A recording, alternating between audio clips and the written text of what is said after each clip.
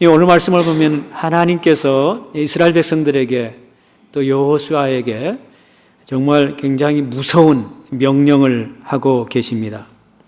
그 명령이 뭐죠? 너희들이 가나안 땅에 들어갔을 때 일곱 족속을 진멸하라는 명령입니다. 그리고 여호수아서도 보면은 하나님께서 여호수아에게 가나안 땅에 들어가 남자와 여자는 말할 것도 없고 노인들과 젖먹는 유아까지 진멸하라고 명령을 하십니다. 또 신명기를 쭉 읽어가다 보면 20장에도 오직 내 하나님 여호와께서 내게 기업으로 주시는 이 민족들의 성읍에서는 호흡 있는 자를 하나도 살리지 말지니 곧 헷 족속과 아모리 족속과 가나안 족속과 브리스 족속과 히위 족속과 여부수 족속을 내가 진멸하되 내 하나님 여호와께서 내게 명령하신 대로 하라, 그렇게 나옵니다. 그런데 신약 성경을 보면은 하나님께서 다른 말씀을 하십니다. 하나님께서 바울을 통해서 이렇게 명령하십니다. 로마서 12장에 보니까 아무에게도 악을 악으로 갚지 말고 모든 사람 앞에서 선한 일을 도모하라. 할 수 있거든 너희로서는 모든 사람과 더불어 화목하라라고 명령을 하십니다. 우리가 이런 성경 구절을 대할 때마다 어떤 사람들은 구약에 계시된 하나님과 신약 성경에 계시된 하나님이 다른 하나님이 아닌가라는 의문을 품게 되지요. 그런 의문을 품었던 사람들이 초대교회 안에서도 있었습니다. 대표적인 사람이 말시언이라는 사람인데요. 이 말시언은 주후 80년부터 160년경에 살았던 사람입니다. 그는 그를 따르는 자들에게 성경을 이렇게 가르쳤습니다. 신약 성경의 하나님은 자비롭고 구원을 베푸시고 사랑이 많으신 신이고 구약 성경의 하나님은 율법과 정의를 강조하고 냉혹하고 잔인한 하나님이라고 가르쳤습니다. 그래서 말시언이라는 사람은 이 신구약 성경 66권 가운데 구약 성경은 정경으로 인정을 하지 않고 신약 성경 가운데 바울 서신 10권만 정경으로 인정을 했습니다. 특별히 목회 서신 디모데 전후서나 디도서는 거기서 빼버리고 구약 성경을 빼버리고 이 바울 서신 가운데 10권 그것만 정경으로 인정을 하고 제자들을 가르쳤다는 것이죠. 그리고 복음서 가운데서도 네 복음서 가운데 누가복음만 Book of Luke 그것만 캐논으로 인정을 하면서 가르쳤습니다. 우리가 말시언처럼 구약 성경의 하나님은 잔인한 하나님, 그리고 신약 성경의 하나님은 자비롭고 사랑의 하나님이라고 오해하면은 이 성경이 앞뒤가 안 맞고 혼란이 생기잖아요. 여러분, 구약 성경에 나타난 사건들이 있죠. 구약 성경에 나타난 제도가 있죠. 그리고 구약 성경에 나타난 인물들이 있는데 우리가 사건과 제도와 인물들을 그 자체로 의미를 갖기도 하지만은 많은 경우에 신약 시대에 완성될 의미를 동시에 갖고 있다는 것을 알아야 됩니다. 예를 들어서 출애굽 사건은 구약의 메인 이벤트인데요. 그 출애굽 사건, 엑소더스 이벤트를 통해서 하나님께서 우리에게 예표로 보여주시고자 하는 의미가 있다는 것이죠. 특별히 6월절이라는 특별한 절기, 패스오버라는 절기를 주신 것은 출애굽 사건의 중요한 구속사적인 구원의 역사를 이루는 의미가 담겨 있는 것을 우리가 예표로 알아야 됩니다. 6월절 밤에 애굽의 장자들을 죽이시고 이스라엘 백성들이 흠없는 어린 양이나 염소의 피를 문설주와 인방에 바르게 해 살아남게 한 것은 예수 그리스도의 죽음을 통하여 그의 백성들을 구원해 주시겠다는 것에 대한 귀중한 모형론적인 예표로 우리에게 말해주는 사건입니다. 6월절 밤에 이스라엘 백성들이 피를 바름으로 살아난 것처럼 예수 그리스도의 피가 나의 죄를 씻겨준다는 그런 영적인 의미를 담아서 유월절 그 규례를 주신 것이죠. 세례 요한도 예수님께서 자기에게 다가오는 모습을 보고 뭐라고 얘기했습니까? 보라, 세상 죄를 지고 가는 하나님의 어린 양이로다. 그 패스오버 때 어린 양을 죽인 그분이 오셨는데, 그분이 바로 예수 그리스도시고, 예수 그리스도께서 이 땅에 오셔서 세상 죄를 지고 가는 하나님의 유월절 어린 양으로 오셨다고 선포하신 것이죠. 또 이스라엘의 위대한 지도자 하면 모세인데요. 지도자이면서 위대한 목회자였던 모세는 성경에 보니까 가나안 땅에 들어갔다고 했어요? 못 들어갔다고 했어요? The land of Canaan에 들어가지 못했다고 얘기를 합니다. 아니, 모세 같은 사람이 가나안 땅에 못 들어가면 누가 들어갑니까, 여러분? 제일 먼저 들어가야 될 사람이 모세 아닙니까, 여러분? 그런데 성경은 모세는 가나안 땅에 들어가지 못하고 죽었다라고 얘기합니다. 40년 동안 충성스럽게 하나님의 명령에 순종해서 이스라엘 백성들을 출애굽시키고 엑소더스 시키고 광야에서 그들을 인도했던 위대한 지도자, 목회자인 모세가 가나안 땅에 들어가지 못했다는 것은 우리가 왜 그랬을까? 하나님께서 왜 그렇게 하셨을까를 생각해 볼 필요가 있는 것이죠. 만약에 모세가 가나안 땅에 들어가지 못한 것을 우리가 문자적으로 해석하게 되면은 하나님은 잔인한 하나님이 될 것입니다. 모세가 한 번 실수한 걸 가지고 하나님께서 모세에게 용서할 기회도 주시지 않는 그런 잔인한 하나님으로 우리가 오해를 하게 될 수 있다는 것이죠. 모세가 가나안 땅에 들어가지 못한 이유는 모세는 율법을 예표하는 사람이었습니다. 모세가 가나안 땅에 들어가지 못한 것은 율법 준수를 통해서 천국에 들어갈 수 없다는 것을 예표하는 것이지, 모세가 한 번 실수했기 때문에 하나님께서 잔인하게 그를 잘라버렸다는 그런 의미가 아니라는 것이죠. 여러분, 구약의 사건, 구약에 있었던 제도, 구약에 나타난 인물들은 모형론적으로 우리가 해석을 해야 할 때가 있다는 것입니다. 그렇다면은 가나안 7 족속을 멸절하도록 명령하신 하나님의 뜻은 어디에 있을까요? 왜 하나님께서는 잔인하리만큼 정말 남녀노소, 특별히 젖먹는 어린 유아들까지 다 진멸하라고, 죽이라고 명령을 하셨을까요? 우리가 창세기 15장에 가면은 하나님께서 이 이스라엘 백성들을 자기 백성으로 삼으시고 또 아브라함을 불러서 이스라엘 민족을 세우실 계획을 가지고 또 이스라엘 백성들이 앞으로 어떤 일이 일어날 것을 미리 말씀해 주신 내용이 나옵니다.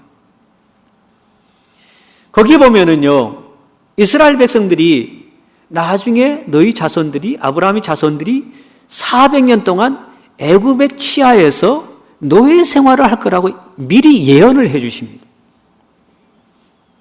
그리고 그 이스라엘 백성들이 애굽에 사는 400년 동안 가나안 땅에 사는 족속들은 어떻게 될 것인가? 그들의 죄악이 환영하게 될 것이라고 말씀합니다.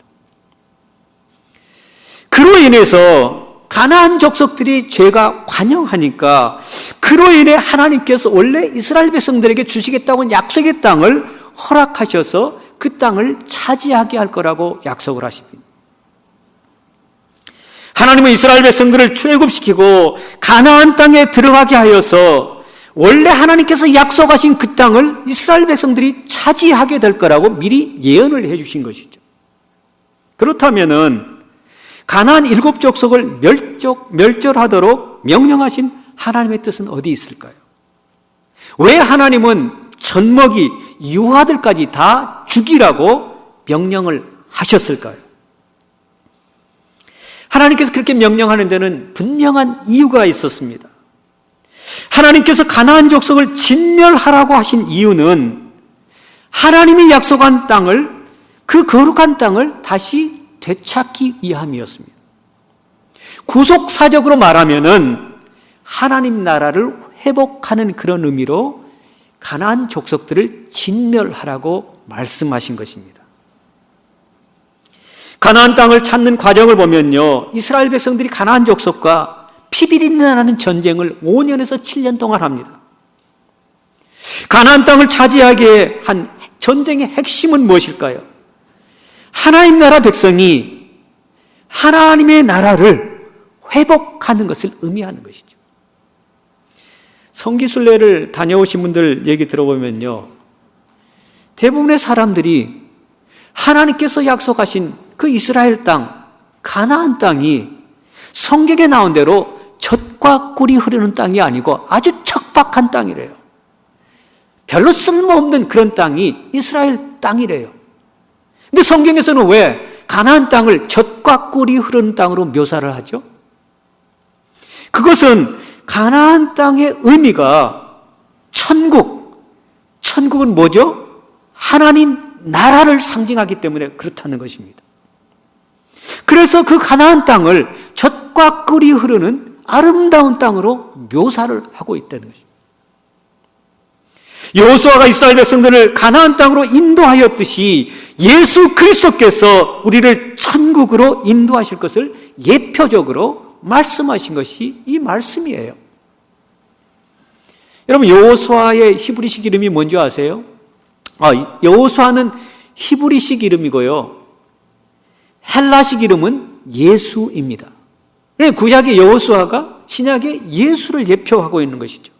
그러므로 여호수아라는 이름을 가진 인물이 이스라엘 백성들을 가나안 땅으로 인도한 사건은 예수 그리스도만이 하나님의 백성들을 천국으로 인도할 수 있음을 보여주는 예표적인 인물이라는 것이죠. 하나님께서 왜 가나안 족속들을 진멸하라고 하셨을까? 가나안 지역을 발굴한 고고학자들이 이렇게 얘기합니다. 그들이 바알신에게 제물로 바쳐진 어린 아이들의 유골이 든 항아리를 많이 발견했다고 합니다. 그리고 어떤 지역은 전체가 신생아들의 공동 묘지가 있다는 것을 발견했습니다. 가나안 사람들은 그들의 신 앞에서 종교의식으로 부도덕한 행위를 하고 그런 다음에 그 신들에게 첫 아이를 바치는 예식을 거행했다는 증거지요.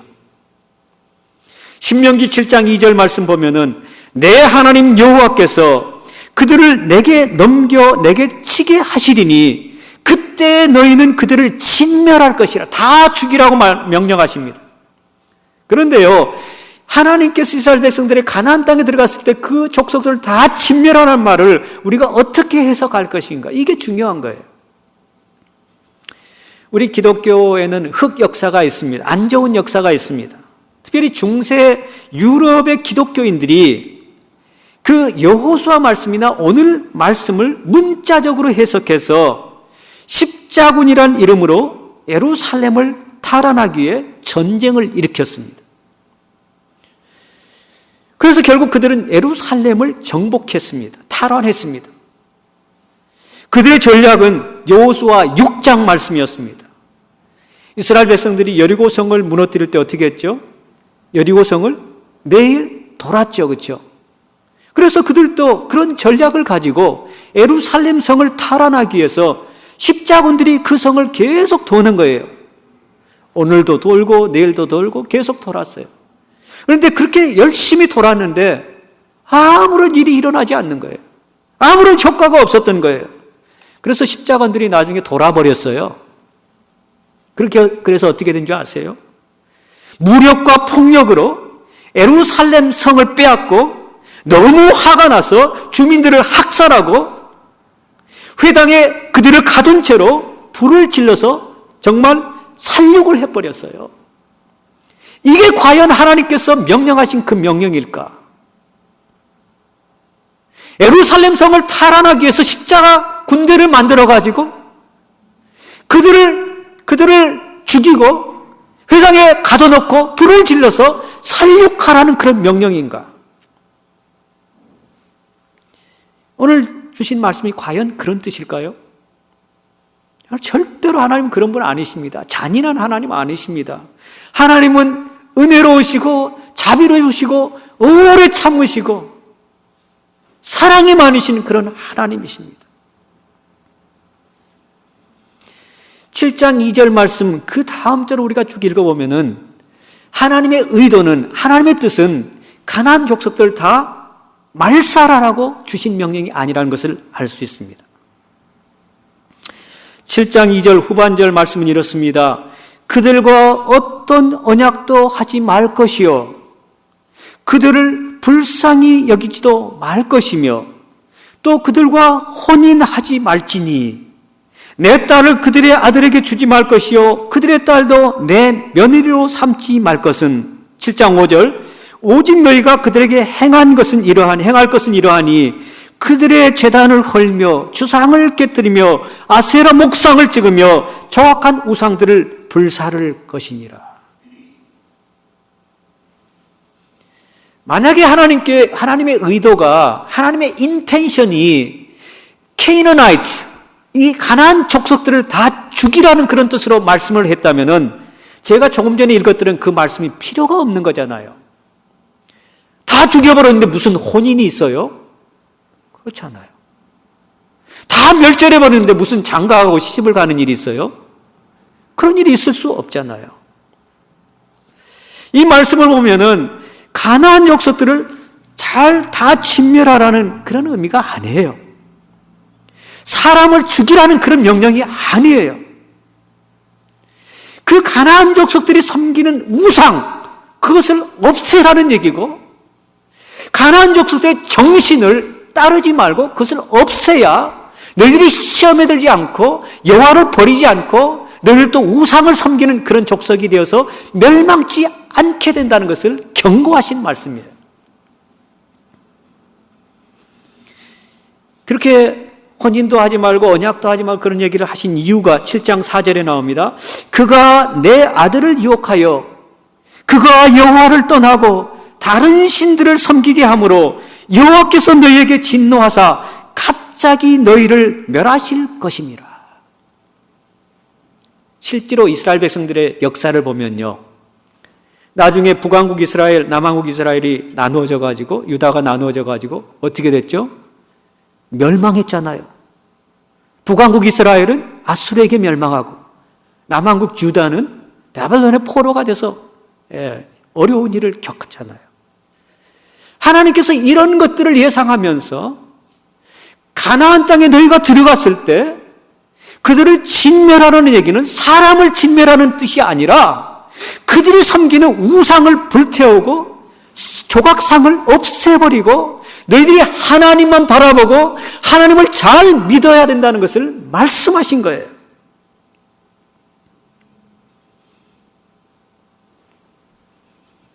가나안 땅은 천국을 상징한다고 제가 말씀드렸죠. 예수님은 육신의 몸을 입고 이 땅에 오셔서 복음을 선포하셨습니다. 예수님께서 선포한 복음은 천국 복음, 즉 하나님 나라 회복의 복음이었습니다. 예수님의 복음이 들어갈 때 우리에게 천국이 임한다고 얘기하죠. 천국은 하나님 나라. 하나님 나라는 헬라어로 바실레이아. 하나님이 다스리고 하나님이 통치하는 그런 나라. 그래서 샬롬, 평화와 평강과 평안이 있는 그런 나라가 될 것이라고 말씀하셨습니다. 여러분, 우리 마음속에 한번 들어있는 가나안 족속들 생각해 보셨습니까? 우리 마음속에 있는 가나안 족속들 생각해 보셨냐고요? 가나안 족속들 생각하기 전에 우리 마음속에 있는 가나안 족속들과 같은 우상을 섬기는 일을 생각해 보셨냐고요? 우리 마음속에는 수많은 정복되지 않는 옛 사람의 성품들이 남아 있습니다. 시기와 질투가 있고요, 미움과 욕심이 있고요, 정욕과 교만이 있고요, 자기 중심적인 이기심이 있고요, 수많은 적들이 우리 속에 아직도 그대로 남아 있습니다. 우리 마음속에 우상들이 남아 있습니다. 가나안 7 족속들뿐만 아니라 우리 가운데도 가나안 7 족속과 같은 그런 우상들이 남아 있다는 것입니다.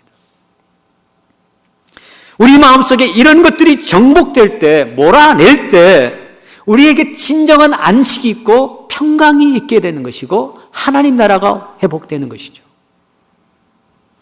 우리 마음속에 이런 것들이 있는 한 우리 가운데 평강, 평화, 안식 그런 것들이 없게. 그래서 우리는 성령의 도우심으로 우리 마음속에 있는 가나안 7 족속을 몰아내는 그런 훈련을 해야 되는 것입니다. 그래야 우리 마음 가운데 평강과 평안과 평화가 있게 되는 것이죠. 하나님과 평화를 누리고 이웃들과 평화를 누리고 더 나아가서는 하나님 만드신 피조 세계와 평화를 누리게 되는 것입니다. 하나님께서는 예수 그리스도를 보내서 하나님과 우리와 불화했던 관계를 깨고 평화의 관계로 이루시기 위해서 십자가에서 물과 피를 다 쏟으시고 6월절 어린 양으로 희생하며 우리를 살려내셨습니다. 그래서 우리는 우리의 신분이 사탄의 종노릇하는 신분에서 하늘나라의 아들, 딸, 하나님의 백성으로 신분이 바뀌게 되었습니다.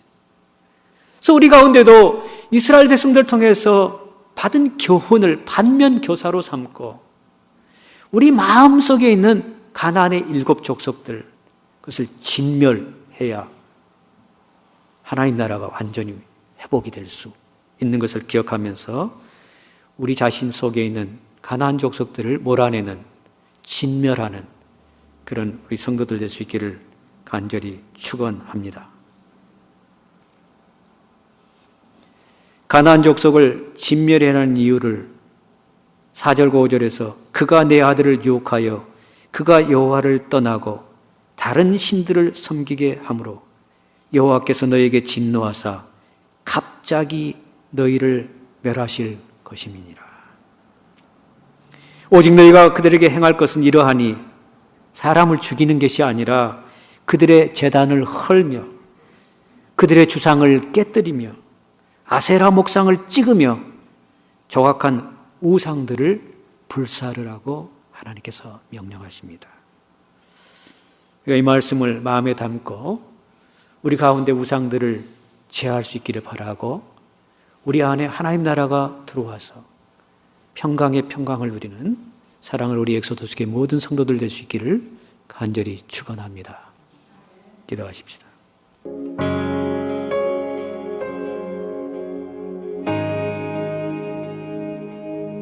나의 눈